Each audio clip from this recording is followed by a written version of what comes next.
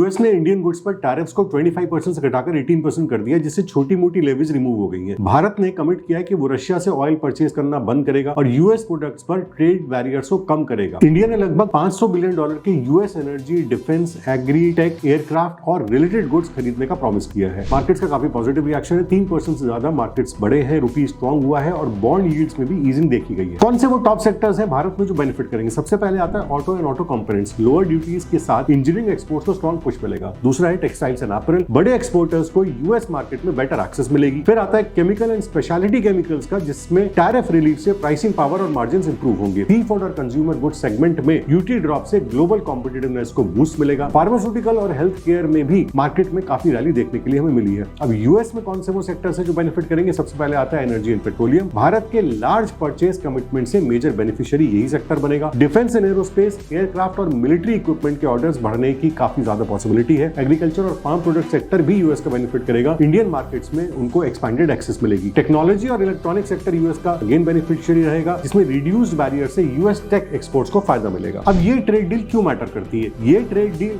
Access improve करती है, tariffs reduce करती है और कई डिकेड से जो एक फ्रिक्शन चल रहा था उसको बैलेंस करती है, जिससे एक्सपोर्ट्स, इन्वेस्टमेंट फ्लोज और स्ट्रेटेजिक टाइज को दुनिया की दो सबसे बड़ी इकोनॉमीज के बीच में और स्ट्रॉन्ग होती है।